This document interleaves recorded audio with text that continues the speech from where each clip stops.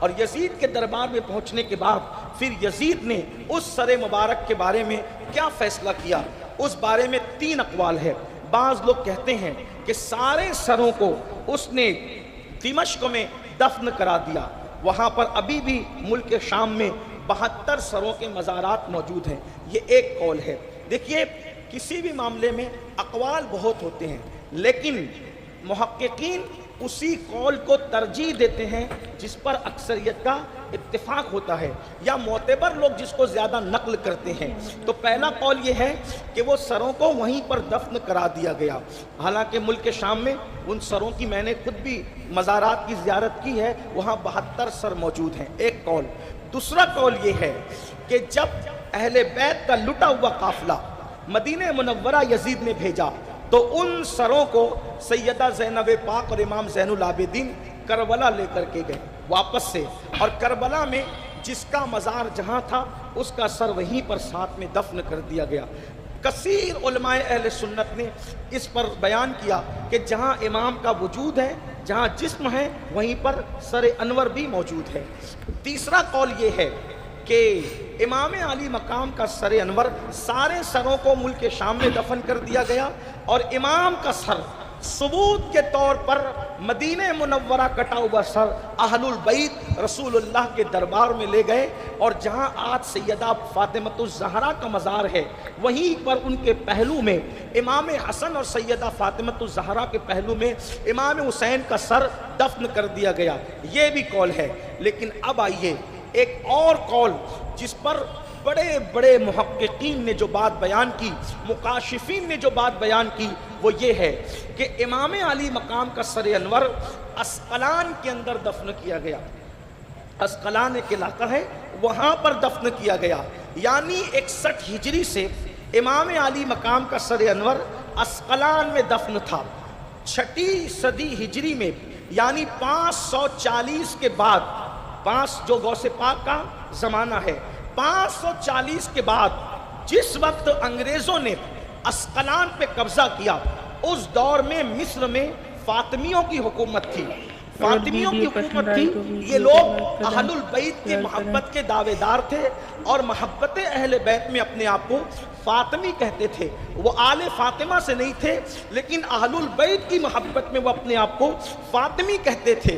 تو جب اسقلان میں انگریزوں کا تسلط ہو گیا تو اس وقت تو مصر کے فاطمیوں کو خوف ہوا کہ یہ ظالم امام علی مقام کے سر انور کو ایذا نہ پہنچائیں، یا ان کے ذریعے سے کوئی امام کے سر انور کو ایذا نہ پہنچائے۔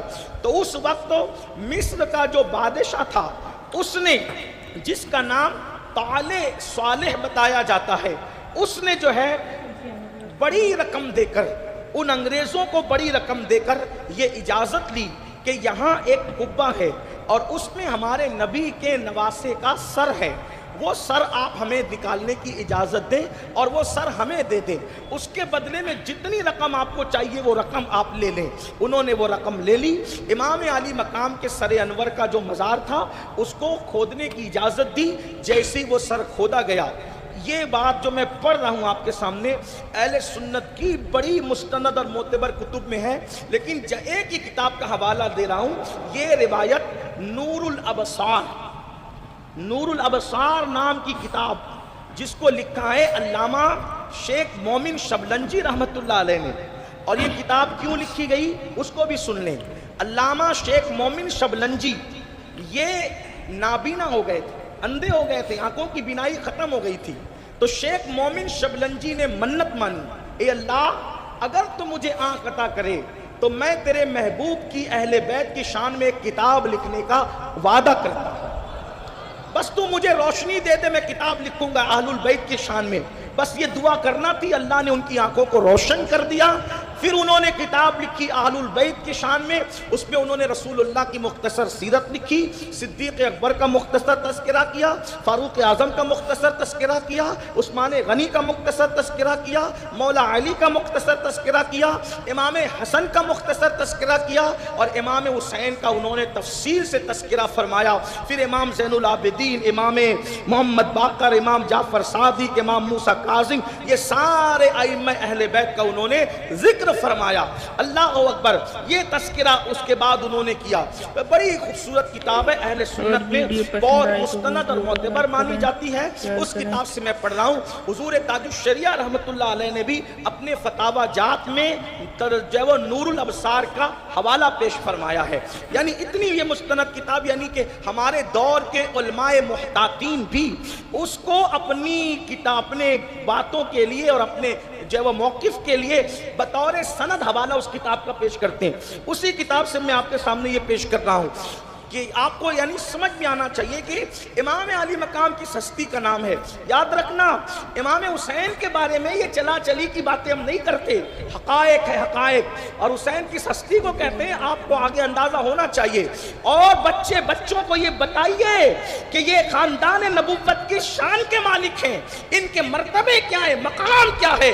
احترام صحابہ اور عظمت اصحاب اور تعظیم اصحاب کے ساتھ اہل البیت کی محبت اپنے بچوں کو پلائیے.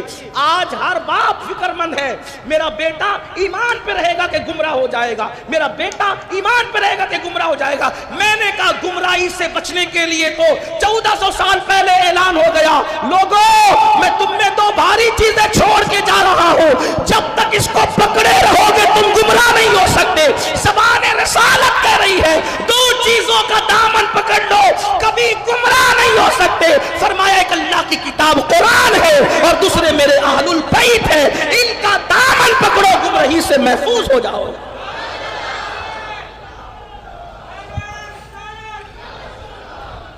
اہل البیت کا دامن اور قرآن کا دامن مضبوطی سے تھما دو اپنی اولاد کو. حضور علیہ السلام گارنٹی دے رہے کبھی گمراہ نہیں ہو سکتے. امام علی مقام کے سر انور کے بارے میں جسے طالع اور صالح اس کے نام میں اختلاف بھی آیا ہے, کہا گیا اس نے اس فاطمی شخص نے کثیر تعداد دے کر وہ سر کو لیا. امام شبلنجی لکھتے ہیں نور الابصار میں کہ 550 سال کے بعد امام علی مقام کی شہادت کے کم و بیش 550 سال کے بعد جب اس سر کو نکالا گیا تو اب بھی اس سے تازہ خون ٹپک رہا تھا, ابھی بھی اس میں خون ٹپک رہا تھا. مرنے کے بعد خون ہی سوکھ جاتا ہے, مرنے کے بعد خون ہی سوکھ جاتا ہے, خون جم جاتا ہے, لیکن شہید مرتے نہیں ہے, نظمی قرآن اعلان کر رہا ہے. امام پاک کے سر انور سے خون ٹپک رہا تھا.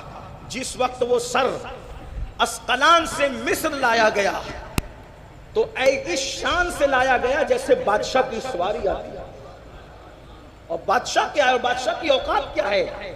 ہمارے لیے تو بادشاہ حسین ہے, اس لیے کہ اجمیر معلیٰ سے آواز آ رہی ہے شاہ است حسین, بادشاہ است حسین.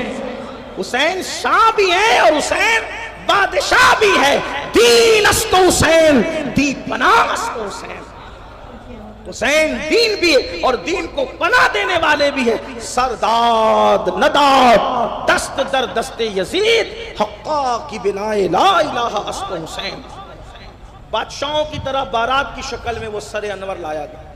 تو صالح نے کیا انتظام کیا, آبنوسی کرسی بنوائی تھی, اور آبنوسی کرسی بنوا کر مشک بچھایا, اور سبز ریشم کے اندر جو ہے وہ اس سر انور کو مصر کے اندر اس نے دفن کیا. اس لیے امام علی مقام کا سر انور قاہرہ مصر میں ہے, یہ بھی ایک روایت موجود.